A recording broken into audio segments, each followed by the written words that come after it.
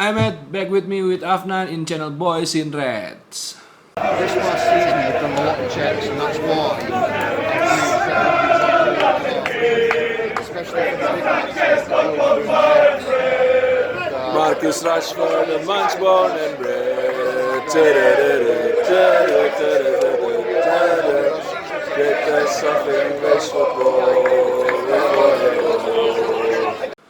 Beberapa hari yang lalu, gue sempat posting di Instagram gue.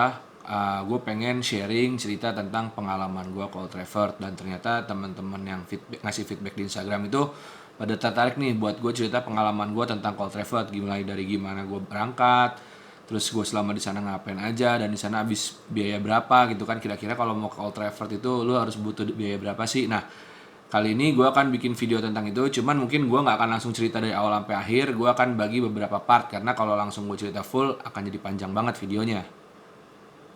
Nah, di part pertama ini gue akan sharing tentang proses waktu gue bikin visa. Jadi, awal mula kenapa gue bisa Old Trafford, pada waktu tahun 2016 sampai 2019 ada salah satu perusahaan minuman asal Indonesia yang menjadi sponsor Manchester United, yaitu UC 1000. Jadi tapi bukan yang botol kaca, tapi yang botol gede, yang botol plastik yang seginilah gitu. Nah, saat UC 1000 ini menjadi sponsornya Manchester United, mereka menggandeng empat fanbase Manchester United yang ada di Indonesia. Nah, salah satunya itu fanbase yang gue ikuti, yaitu Simpatisan United. Nah, kebetulan di tahun 2016 gue mendapat kesempatan untuk berangkat ke Old Trafford. Cuman pada saat itu karena keberangkatan pertama dan teman-teman pun banyak yang belum banyak dapat info, gua sama teman-teman pada saat yang harusnya berangkat masih kebingungan masalah visa gitu loh. Akhirnya pada tahun 2016 gua gagal lah berangkat ke Manchester gitu, ke Old Trafford. Gagalnya itu bukan karena akhirnya gua nggak dapat visa, tapi visa gua keluar. Gua udah dapat visa, tapi keluarnya itu pada saat sehari setelah rombongan berangkat. Jadi misalnya hari ini rombongan berangkat, besok gue baru dapat visanya. Jadi akhirnya telat, akhirnya gue gak berangkat. Cuman alhamdulillah di tahun 2019 kemarin gue akhirnya berhasil berangkat ke Old Trafford. Setelah akhirnya dapat kesempatan kedua, gue ngurus visa dan gue dapat kesempatan untuk berangkat ke Old Trafford di tahun 2019 kemarin, tepatnya bulan Februari. Gue kesana itu waktu match MU lawan Liverpool. Itu kalau nggak salah matchnya tanggal 27, gue berangkat tanggal 24. Nah, buat teman-teman yang bertanya-tanya, Bang, kalau cara bikin visa buat ke Inggris tuh gimana sih gitu loh. Karena kan lu mau punya duit sebanyak apapun, lu nggak punya visa, lu nggak bisa berangkat ke Inggris. Karena kalau ke Inggris lu harus punya visa, dan Inggris itu visanya khusus negara Inggris sendiri. Kalau beberapa negara Eropa yang lain kayak Jerman, Belanda, Italia, Prancis, mereka kan pakai visa Schengen. Yang kasarnya tuh kayak visa untuk ke Eropa gitu kan. Cuman kalau Inggris dia nggak termasuk dalam visa Schengen itu, jadi dia harus via visa negara UK sendiri. Nah, pertama kalau untuk biaya, pada waktu tahun 2019 biaya untuk bikin visanya aja ya, ini biaya visanya itu kurang lebih sekitar 1,5 juta. Itu kalian bisa langsung daftar secara online untuk download formnya, dan nanti kalian nyerahin berkas dan biometrik itu fingerprint sama foto itu di Kuningan City di VFS Kuningan City. Nah, itu untuk visa UK itu di sana gitu. Biayanya itu 1,5 juta. Kalau persyaratannya apa aja? Kalau persyaratan berkas dokumen yang pasti itu seingat gua akte, ijazah, terus kartu keluarga sama KTP kalau nggak salah. Itu gue agak-agak lupa nih butuhnya apa aja. Nah, semua berkas ini karena ke Inggris, semua berkas yang kalian kirim ini kan pasti bahasa Indonesia dong. Nah, semua berkas ini itu selain kalian lampirin fotokopinya, harus ada yang sudah ditranslate ke bahasa Inggris. Jadi misalnya kakak nih kartu keluarga, itu kalian lampirin fotokopinya, tapi sama satu lagi yang sudah ditranslate ke bahasa Inggris gitu loh. Nah, kalau gue kebetulan pada saat itu, pertama gue nggak ngurus sendiri, gue pakai agent. Jadi gue keluar dua biaya. Pertama itu untuk biaya visanya itu sendiri, yang kedua lagi biaya agent. Waktu itu gue biaya agent itu sekitar 1,5 juga kalau nggak salah. Jadi kurang lebih total untuk visa gue habis sekitar 3 jutaan. Nah, bedanya apa sih kalau kita ngurus sendiri sama pakai agent? Kalau ngurus sendiri, persyaratan yang mereka minta itu bener-bener harus lu siapin sendiri dan harus kalian translate sendiri gitu. Pertama itu dari segi persyaratan. Kedua, pertama itu. Terus kalau pakai agent, berkasnya itu nanti kalian akan dipandu gitu. Kalian akan dipandu, nanti orang agentnya akan bilang, "Mas, tolong siapin datanya ini. Kalian cukup kasih ke mereka ke fotokopinya, nanti mereka yang translatekan." Seperti itu. Itu yang pertama bedanya kalau untuk masalah berkas. Kedua, buat gue kenapa pakai agent waktu itu? Karena kan gue bener-bener nggak tahu masalah visa, dan kalau visa nggak keluar gue nggak jadi berangkat waktu itu. Nah, waktu itu gue ngobrol sama agent gue. Ibarat kata agent itu lebih kayak konsultan lah. Jadi kalian konsultasi sama dia, kondisi kalian seperti apa, kalian bisa berangkat karena apa. Baru deh nanti mereka akan minta berkas-berkas tambahan untuk menguatkan bukti biar kalian bisa dapat visa gitu. Karena sebenarnya gini, pertama kali gue mau ngurus visa, gue udah dapat info katanya kalau untuk bikin visa ke Inggris minimal di rekening itu ada saldo 50 juta, dan itu dari cetak rekening 6 bulan terakhir kalau nggak salah. Jadi sama 6 bulan terakhir itu saldo kalian itu di rekening tetap muter, jalan, dan minimal ada 50 juta yang ngendap gitu loh. Nah pada saat waktu itu gue belum ada gitu loh, duit segitu. Gila, gue bilang gimana caranya nih 50 juta, kepikiran apakah pinjem orang dulu apa segala macam. Cuman ternyata kalaupun gue pinjem 50 juta sama orang cuman buat ngendepin di rekening gue gitu, itu juga nggak bisa, karena minimal yang tadi gue bilang harus dari 6 bulan sebelumnya itu udah ada 50 jutanya. Akhirnya gue ketemulah salah satu agent yang sempat ngurusin visanya temannya tante gue. Dia butuh itu visa residence malah. Kalau gue kan itu cuma visa turis ya yang dilakuin 6 bulan. Gue ngobrol-ngobrol sama dia. Nah ternyata karena waktu itu gue berangkatnya bukan dari gue pribadi, maksudnya gue dapat sponsor lah gitu kan, karena gue dapat hadiah dari UC 1000 ini, dapat sponsor. Jadi dia bilang itu nggak wajib gitu loh, itu nggak wajib ada 50 juta. Yang penting gue ada berkas-berkas pendukung, seperti waktu itu gue dapat surat pengantar dari UC-nya sendiri yang menyatakan bahwa gue itu pemenang undian dan semua akomodasi gue ditanggung sama UC.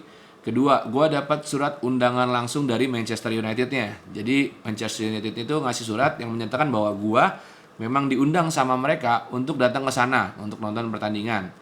Terus ketiga, gue menyerahkan bukti tiket pesawat pulang pergi dan tiket hotel. Kurang lebih sih itu tambahannya. Jadi kalau kata visa agent gue, karena gue sebagai pemenang, yang penting itu gue bisa menyatakan bahwa gue di sana tidak akan menjadi gelandangan lah kasarannya. Karena tempat tinggal gue sudah untuk tempat selama gue stay di sana sudah disiapkan oleh UC. Kedua, gue pasti akan pulang. Makanya gue menyertakan tiket pesawat pergi dan balik dan pulangnya gitu loh. Dan ketiga, gue juga menyerahkan slip gaji dan surat keterangan karyawan. Nah, titik poinnya di sini kalau kata agent visa gue, yang penting itu lu bisa menyatakan bahwa lu memang kerja di Indonesia, lu punya aset di Indonesia, dan lu pasti akan balik ke Indonesia. Lu nggak akan stay di sana gitu loh. Misalnya lu izin tiket lu cuma seminggu, tiba-tiba ya udahlah, gue pengen stay di sana aja, udah nggak gelandang atas segala macam gitu. Nah, ini enggak. Makanya gue disuruh menyatakan slip gaji sama surat keterangan karyawan. Jadi secara nggak langsung menyatakan bahwa gue bener-bener akan balik ke Indonesia. Nah, untuk masalah duit gimana? Akhirnya gue menyertakan rekening 6 bulan terakhir gue. Tapi saldo terakhir itu gue cuma 300 ribu. Yang pada saat gue print ya, karena kan waktu itu gue ngeprint bulan Januari. Gue ngeprint jadi sampai Desember doang. Nah, terakhir saldo gue tuh cuma 300 ribu. Tapi alhamdulillah approve gitu lah. Karena balik lagi kata agent visa gue, yang penting itu gue bisa menyatakan bahwa gue akan kembali ke Indonesia dengan syarat-syarat pendukung. Jadi kalau buat teman-teman yang mau ke Inggris, mau urus sendiri silahkan. Cuman kalau misalnya mau untuk lebih aman kasarannya ya kalian mau pakai agent juga silahkan gitu loh. Dan maksud gue ya terserah kalian tergantung budget kalian, kebutuhan kalian, mau urus sendiri silahkan. Untuk sama agent silahkan gitu, karena balik lagi dua-duanya punya kekurangan dan kelebihan. Dan balik lagi mau kalian urus sendiri ataupun pakai agent, nggak ada yang bisa menjamin 100% visa kalian akan di approve gitu loh, karena ternyata pada saat berkas kalian sudah rapi, kalian ke VFS, berkas kalian itu akan dikirim ke Manila, ibu kota Filipina, karena ternyata ambasador kantor kedutaan Inggris untuk daerah Asia Tenggara yang mengurusi masalah visa itu di sana. Jadi berkas kalian dikirim ke sana, yang menentukan dia approve atau mereka, dan itu dia approve itu sama petugas gitu loh. Jadi balik lagi kalau kalian ketemu petugas yang moodnya lagi nggak bagus atau lagi malas atau sensian gitu kan ngeliat berkas kalian bisa aja ditolak gitu loh. Tapi kalau mungkin dia lagi baik-baik aja ya bisa jadi di approve. Jadi kasarannya pakai visa atau pakai agent atau nggak pakai agent tuh sama aja sih kurang lebih. Cuman kalau gue kenapa akhirnya pakai agent karena biar gue lebih tenang aja lah, karena ada yang memandu juga, gue tahu harus berkas apa aja yang disiapin, jadinya kalian bisa lebih tenang sedikit lah, meskipun kalian akan keluar biaya yang jatuhnya itu 2 kali lipat, bisa kurang lebih sih seperti itu. Karena pengalaman gue, teman-teman gue juga ada yang nggak pakai agent di approve, ada yang udah pakai agent ternyata nggak di approve, ada juga. Dua-duanya sama kesempatannya gitu. Ada yang tadinya nggak pakai agent nggak di approve, akhirnya pakai agent di approve gitu loh. Biasanya sih begitu. Kalau misalnya nggak pakai agent nggak di approve, urus sendiri, akhirnya yang keduanya dia coba lagi untuk pakai agent gitu. Karena kalau misalnya kalian nggak di approve, itu bisa langsung banding, ibarat kata langsung kirim lagi gitu loh. Cuman kalau udah kedua kalinya ditolak, kalau nggak salah itu harus nunggu berapa lama. Nah, kurang lebih seperti itu pengalaman gue bikin visa. Kalau ada yang mau tanya-tanya terkait pengalaman gue bikin visa ke Inggris, kalian bisa tulis di kolom komentar. Nanti gue jawab sebisa gue. Siapa tahu kan di antara kalian ini ada yang punya rencana nih pengen ke Inggris. Nah, kalau kalian pengen tahu, bang visa itu seperti apa sih? Ini paspor gue. Kalau password gue ini kan halaman pertama biasa ya. Ini tentang data diri password gue. Nah, kalau visanya itu seperti ini. Ini visa gue yang pertama, yang akhirnya gue pakai buat berangkat ke Inggris yang tahun 2019. Nah, ini visa gue yang pertama tahun 2016. Nah, ini gue nggak jadi berangkat nih. Ini gue nggak jadi berangkat. Ini visanya seperti ini, masih bersih jadinya, nggak ada stempel imigrasi Inggrisnya. Cuman yang alhamdulillah tahun 2019 nih. Ini ada stempelnya kan, kelihatan nggak tuh, Manchester. 22 Februari 2019 Manchester. Nah, ini visanya. Ini bentuk visa tuh seperti ini. Jadi visanya itu ditempel ke lembaran pasport kalian. Jadi sekian video dari gua. Mungkin ini akan jadi video pertama gua dari rangkaian video yang menceritakan tentang pengalaman gua ke Manchester. Mungkin di video selanjutnya gua akan menceritakan pengalaman pada saat gue udah sampai Manchester tuh seperti apa, ada apa aja di sana, perasaan gue di sana gimana, gue ngapainnya di sana.